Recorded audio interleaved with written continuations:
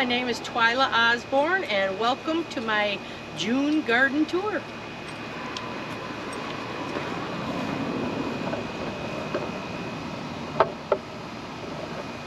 So here I've got irises. This is so sunny here that it is actually a week ahead of some of the others. I've got some red peonies, some big tiger lilies in the back, some hibiscus just coming on there, just getting started. This is early June. This is Dory. She's gonna go with us. Got some sweet williams in the back. They're just getting started, and you have to love those. Well, let's see. I've got some allium all done there. Got some nepeta. Just put that in last year, so not real sure how big it gets.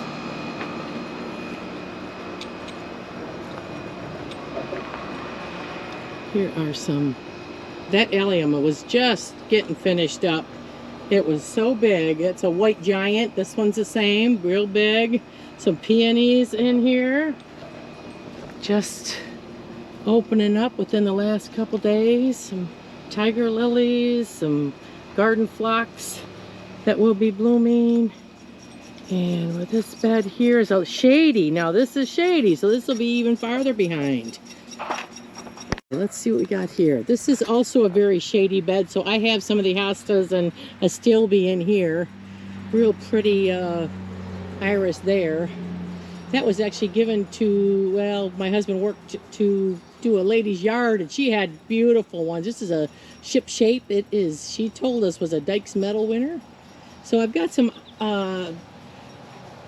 sweet williams here. Now they're not even open because this is quite a shady area, and there'll be a week difference, the same plant, whether it's blooming or not. And so look at the irises aren't even open, and in this far bed we're going to, they're not quite full open, but half of it is blooming. These are some big hostas, another beautiful iris there. I just have a few sprinkled in here because I have so many in the other bed. So this, I've got quite a few different things in here. Astilbes, like I say, bee balm at the back. Gonna get hit by the sprinkler. And we'll take a look over here. Much more sun, and you'll see way more irises that are out. So these are the ship shape again. We were given only a half a dozen and have split them and split them. And so I mixed in a white for some contrast. And these are some big trumpet lilies here. And I thought I had two in here. Actually, this one is a little, I don't know, it's almost like something's going on with the leaves there. So the whites are almost done. Here's some sweet williams just getting started. Hosta, that's a garden phlox. And then over here gets a lot of afternoon sun. And here's where the main irises are, and they are sure full this year. We put a lot of a composted horse manure, and then the drip between that and the drip irrigation this year. And what a difference, how many blooms we got. Those are, I call, just an old-fashioned, and then of course here is your native columbine, and those are just a native wildflower here in northern Michigan. The daylilies will be pinks. Got hydrangea there. First year I've even had hydrangeas. Got some more of those trumpet lilies going big there. That's a bee balm. And this sweet williams is just gonna get started. It's gonna be so full and so big. Got some big allium here. Never had 3 in 1. I always split them so that there's only ever one. I keep splitting them.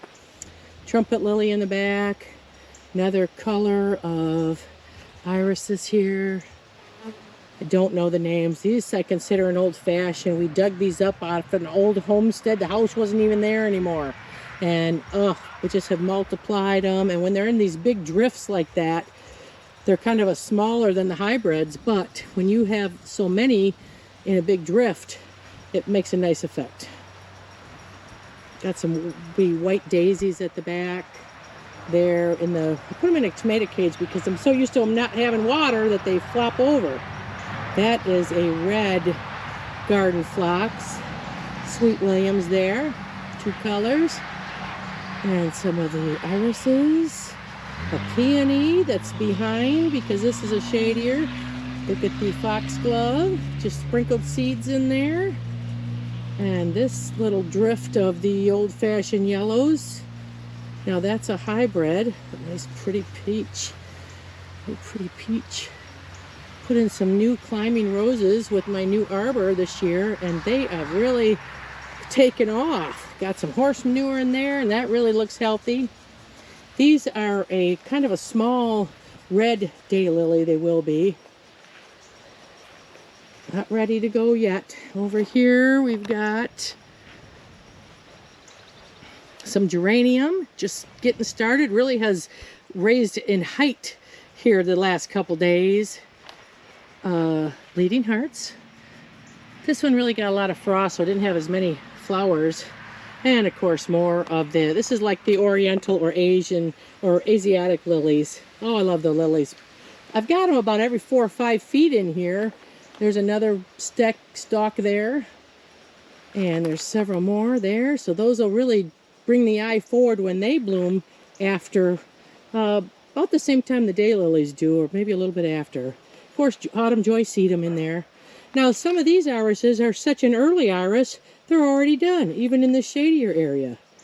So that's nice. They already were blooming. Here's that same one, ship shape. Sure, pretty. Now we're actually in the evening, so it's, look at those. Aren't those pretty? Why don't you just look at these, how many we got.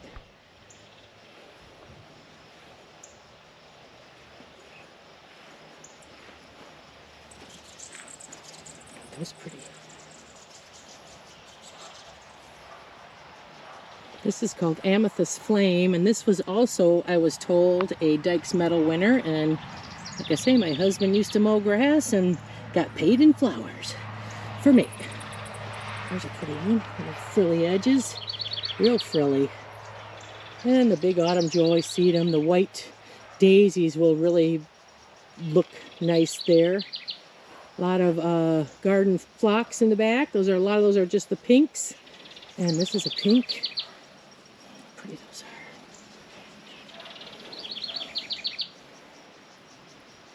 are. And a couple different kinds of hosta. Got a colomi, some annuals going to pop up in the middle. Look at the Sweet Williams back here. Oh, I love those.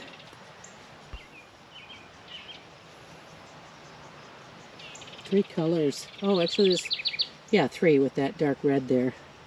And I just sprinkle the seeds everywhere so that they will come up everywhere they want. Some more of the Oriental lilies there. The pinks. Old fashions. Big allium in there. Oh, look at, there's a, what's that, a hummingbird moth there. The Japanese iris in the back. We're just getting started. There's much more over here. Look at the old fashions there. Look at the Sweet Williams sprinkled in there. Allium. This bed had real poor soil, and so it was kind of the last ones to get some attention, but finally it's starting to have more in it. I've got a goat's beard at the back there. That's going to be big as it ever has been, and I'm sure the horse manure in there has helped tremendously. Here are the Japanese iris. Look at those. The autumn joy sedum is in here about every 10 feet or so that in the fall you've got this continuous color as well. These are some more irises that are already done. Earlier variety, but these are, how pretty those are. Some more Asiatic lilies and Oriental lilies mixed in. That's garden phlox at the back. There's that little frilly one. This one almost, it looks white, but it actually starts its bud, almost looks like a pale blue, but only when it's starting. There's another variety there. And my drip irrigation's working. Oh, I had the sprinkler here though. And the daylilies have been in quite a while. From seed, I put some hollyhocks at the back, and they are actually doing quite well. Of course, these are Laertis, just starting to get some stems up, and I have whites and reds, or white and the purple mixed in here. Some little Asiatic lilies in there, and the hollyhocks at the back, some more columbine, and the yellow irises. And that's that bed. Now, without so much commentary, I will just give you a little walk along here, and you can see how relaxing the flower beds are in the evening, my favorite time.